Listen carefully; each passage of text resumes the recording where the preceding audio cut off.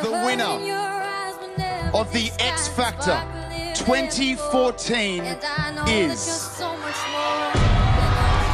Melissa! This year's X Factor winner, Melissa Ponzala, is Filipino. But rather than celebrate her victory in peace, she was subject of racist remarks on social media. I will not watch X Factor ever again. The show is rigged. Why don't you just call it the Asian Factor? It was the same for 2013 X Factor winner Danny Im, who is also Asian. You suddenly see a diverse part of Australia and you think, well, if they were doing this reality show as a drama, none of these people would be in it. They'd all be replaced by blondes. You know, it's just crazy. Well, this is the problem. Australia is not a white nation. Australia is not an Anglo-Celtic nation. We are much more than that. Australia is a multicultural country. The 2011 census revealed that 26% of Australians were born overseas and that 20% of the population are second-generation Australians, with at least one parent who was born overseas, and 20% of these spoke a language other than English at home. However, this does not translate very well to the mainstream media, as Australia is continually portrayed as a white country in television. This is what everyday Australia looks like on the street.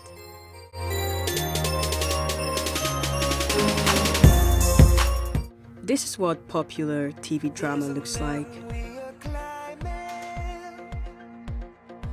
Hey, he's one of the best blokes. Just look at it, eh? The Australian media, in the most part, represents the dominant ethos of the society. So it tends to represent the more white, the more conservative, the more traditional parts of Australian society. It tends to treat culturally different groups or cultural minority groups as oddities, fascinating oddities, or as threats. And it doesn't have a very good track record of including people from diverse cultural groups in the sort of normal narratives of Australian society. And despite the fact that people have been talking about this for a long, long time, while there have been some changes, those changes tend to only have occurred in certain sorts of areas. So, for instance, reality TV now looks a bit more like Australia. Don't be stupid, Wog. There's no other place for the gourmet of Goanna Heights. Lex Marinos is a legendary Australian actor and writer of 40 years standing. He says the lack of diversity is also a problem in the theatres. Well, in the Australian media, it's very mediocre in terms of its diversity. Certainly commercial television and main stage theatre productions still cling on to a notion of Anglo-Australia that is no longer apparent or relevant. And disappointingly in the theatre, because I think they should be doing better. Award-winning writer Andrew Bovell shook up the industry in this keynote address recently. He fears Australia's creative industries is in danger of losing the next generation of writers if something is not done. Why does our theatre look so white and Anglo? We need to brace ourselves and put our heads together. Otherwise, we risk losing our best and brightest of a new generation of writers for lack of opportunity and support. Film and documentary producer Kay Pablo has many multicultural credits to her name. Most recently, she produced an episode of Who Do You Think You Are, featuring Indigenous AFL identity and Australian of the Year Adam Goodes. She also laments the lack of diversity on screen. When we bring up the lack of diversity in Australian media to white Anglo-Saxons, they go, oh yeah. It's like they're surprised. It's become the norm for them. And it's not the norm. I mean, I'm just still frustrated that we're still having this conversation about the lack of diversity. I think it's awful. And there's a lot of people making these comments, but we're still not being heard. I live by the sea, and when I go walking down by the beach, I love walking down by the beach because I see so many different cultures. I think, God, where are all these people? They go home, they turn on the TV, they don't see themselves on TV.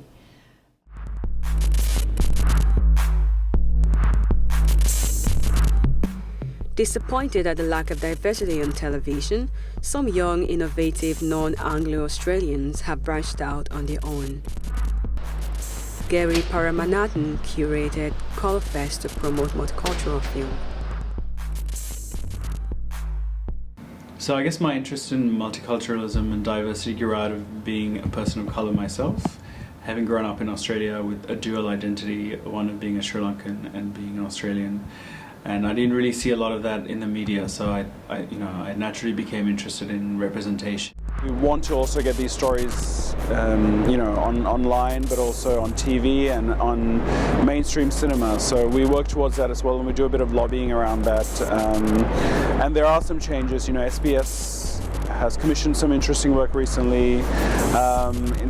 They actually also screen, every year they screen a film from Colourfest as part of their Shorts on Screen collection. So I often wonder, is it because there's not enough writers or directors or actors? But having worked in the industry, I know there is. It's just there aren't enough people who believe in these stories, and there aren't enough people who commission these stories because they don't believe there is an audience. But I can tell you there is an audience, because this sort of migrant experience is a very universal experience. I'm here at the Koori Job Ready Centre in Darlington, where a public forum will take place behind me in around an hour's time. But I'm joined here Tara now Kalinen by is a Auntie video Hazel, journalist for speaking at tonight's NITV. event. She Auntie also Hazel, agrees why is that there's a tonight's lack event of so adequate important? representation of diverse cultures in the mainstream media. To us as Aboriginal people, because I think that we do struggle to really represent all the ethnic groups that we have here in Australia. I don't think all of the cultural groups that exist here in Australia are reflected equally, but it would be good to have a positive representation of all our ethnic groups here in Australia. The story meeting time in the National Indigenous Television News Department, located at Special Broadcasting Services headquarters. Chief of Staff Mike Carey is allocating an assignment to his Indigenous staff. Of course, Nat and David are still up in Bamaga. Mayra will be presenting, and hopefully we can get Stan from New York today via Skype. My story matters. Although SBS conceived in the late 70s to provide multicultural and multilingual services to the nation, is regarded as being the standard for Australian networks in terms of diversity. Mike Carey says it's slowly changing in recent years. Obviously from looking around, people are from all over the world, particularly in radio, particularly in subtitling when we had a big subtitling area. That was a great counterweight to the mainstream, but it's not as focused on other cultures as it used to be. SBS has faced declining government funding and today broadcasts advertising to stay afloat. The other public broadcaster, Australian Broadcasting Corporation, has a charter requiring it to instill a sense of national identity, yet it still struggles to do so. Australians trust ABC News. Did you know? Despite positive steps in the right direction, the 2012 ABC Diversity Report revealed that the Content Makers Group has the lowest percentage of people of non-English speaking background. However, ABC television head Richard Finlayson says they recognized more work needs to be done. Anusha Zarkesh is a casting director. She believes the lack of diversity on screen is partly the consumer's fault. I'm kind of hopeful in a way that it will change. It's very slow, but I think it's changing. And I think people are starting to wise up and want to see that reflected on screen. And I think the average person probably, there's a passive viewer. Most viewers are passive. They're palatable and they're, whatever's given to them, they'll take, but without question. And I think that's the problem with Australians in general, that we do live comfortably, so we don't question it, we don't ask for it. And so it's up to the networks then to kind of put that forward to us. And I don't think anyone's going to go, oh my goodness, now that the newsreader is, Chinese, are we offended by it? The lack of diversity in the media is an issue the Media, Entertainment and Arts Alliance have been trying to address for many years. The EEO of American Federation of Television and Radio Artists, Adam Moore, says there is no more excuse. There's no excuse anymore for content providers not to make the things that people want to see. Reality television is pushing them, overseas productions are pushing them, user-generated content and independent new media type content is pushing them in the direction to actually reflect the world we live in. A number of famous and emerging non-Anglo actors say it's been either difficult to get a gig, and when they do, it's most likely stereotypical. I wanted to see you. And you have absolutely no reason to be jealous. Commercial television, they've obviously got first and foremost a commercial agenda. So there's no legal requirement to include diverse faces in television. So unless there's a commercial requirement to, they're not going to do it. I play a Brazilian character on Wonderland. I don't speak. I speak the way I speak. I'm Australian. But I put on a Brazilian accent in this show. Redfern, please.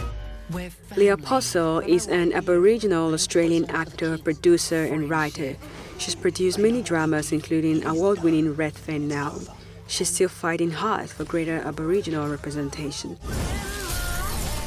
The lack of diversity in the media, it does affect me in the sense when it comes to Aboriginal issues, where it is only one-sided, and for many years there, Aboriginal issues were only ever brought up when there was going to be a new Prime Minister of Australia. It became a topic for debates to put fear. It affects me as an Indigenous woman, it affects me. Where are you? Here! Oh, give him here! Lex Marinos was one of the first actors of non-Anglo heritage to feature regularly on an Australian sitcom. As Bruno in Kingswood Country, he also admits to being cast in stereotypical roles. For a start, the character is Italian and I'm Greek, and it was okay. The important thing was that it was a character that was born here. It was an Australian-born character from a different background. And that's what was the significance of it being on TV. So I was really insistent that I didn't want to do it with an accent that promoted the sense of otherness. I wanted to do it in a normal accent, as I have, as many kids have who have been born here and grown up here. That was important to me. And I guess it was important to be that I was very keen to play it because I wanted to get a sense of a new contemporary Australia as opposed to the old Australia that Ted Bullpitt represented. Quite in a nutful. He represented that old Australia in not just in his racist views, but he was extremely sexist, he was religiously intolerant, homophobic. He represented a set of values that were old, and I felt the Bruno character represented a set of values that were new and about contemporary Australia. That's how I was able to see it in my own mind. But apart from that, yeah, generally it's cast as Greeks or Italians or, some kind of foreigner. Casting directors somehow tend to get the blame for the lack of diversity on screen, but Anusha Zakir says it's more complex than that. Filmmaking and television is quite a collaborative process, and ultimately we are just one department that, consults and helps the director's vision. I think that the fact that most Australian media decision makers are of Australian Anglo background, most of them are white, does actually influence the fact that the Australian media looks very much like them.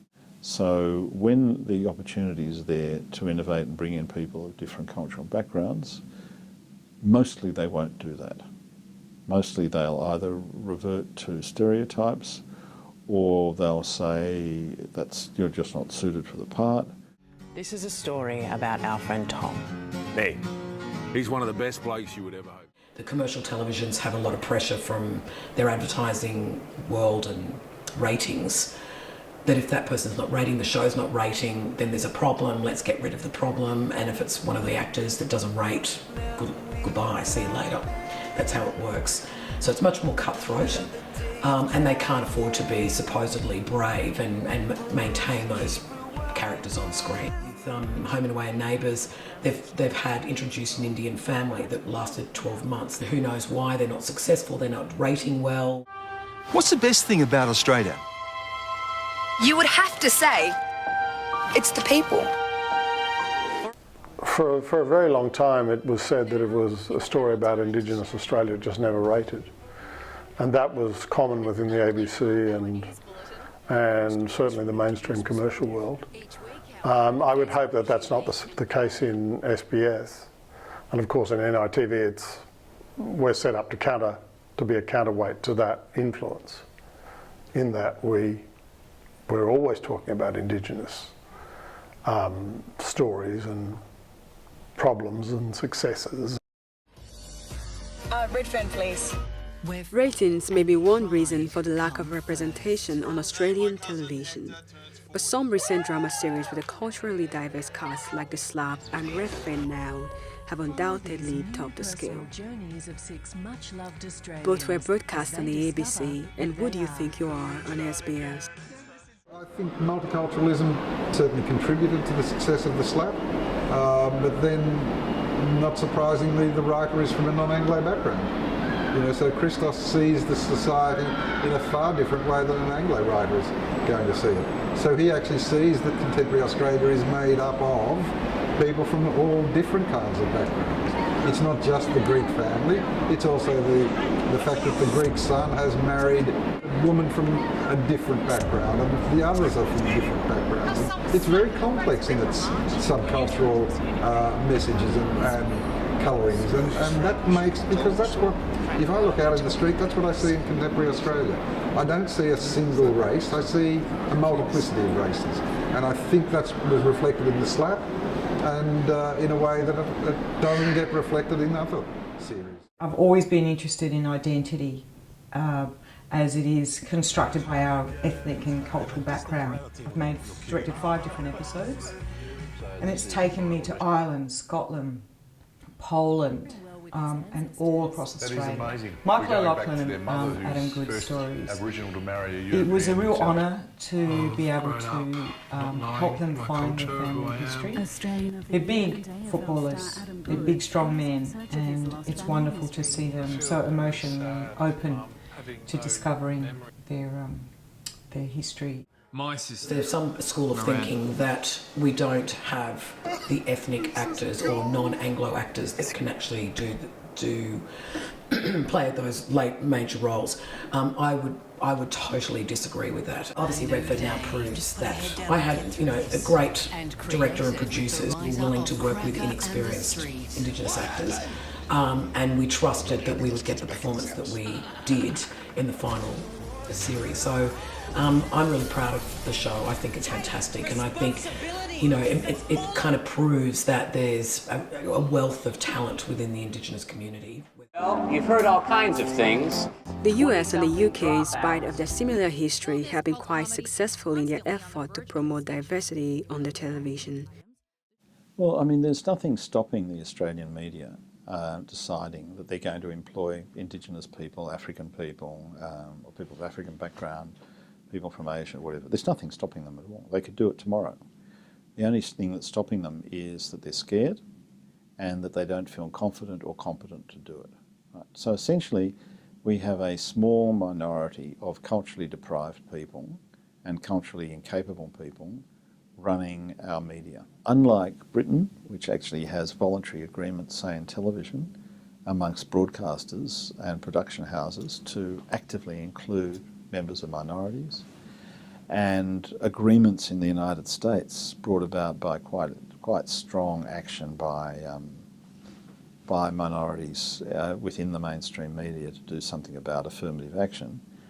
Australia has no affirmative action regime at all in relationship to mainstream or internet media or anything else. When it comes to entertainment, when it comes to the news media, freedom of the press, freedom of the expression, First Amendment rights allow people to make whatever content they want. It can be as offensive as you want it to be. So long as you don't incite people to violence, you can make whatever you want to make. That said, I think that audiences globally, and certainly in the United States, are demanding a greater level of authenticity, a more diverse media landscape that actually speaks to their experiences, speaks to the communities that they live in, the neighborhoods that they grew up in. And because hopefully there are more examples of that, people feel that there's actually a place for them. There's been gradual improvement in terms of diversity on screen. Mike Carey emphasized on the need for media houses to be willing to train especially young Indigenous people. The mainstream, I think in the ABC, for example, what has happened is they've decided that they would, rather than have in-house production with lots of Indigenous technicians and broadcasters, they would outsource to companies owned by Aboriginal producers. So you get things like Redfern Now, which are dramas, wonderful dramas, but you would call it part of the ABC stable, but they're not employees of the ABC. Now, I don't know who's going to train the next generation of young Indigenous reporters in news, technicians of all sorts, if we don't have a policy of actually employing people and training them.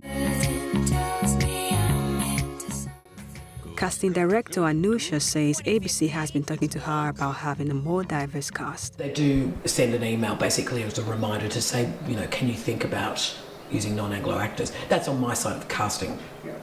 But, and usually their projects, they're much more, they invest and finance, you know, a lot of projects that do have, you know, a background. I mean, I've just done 3, like Redfern Now, like Mabo, like The Straits. In this internet age, television is fast becoming an anachronism. If audiences don't see what they want on the box, they will go elsewhere. This is just one of them. You don't have to be limited to the choices that we were before. You only have so many channels, you only have so many theaters to go to.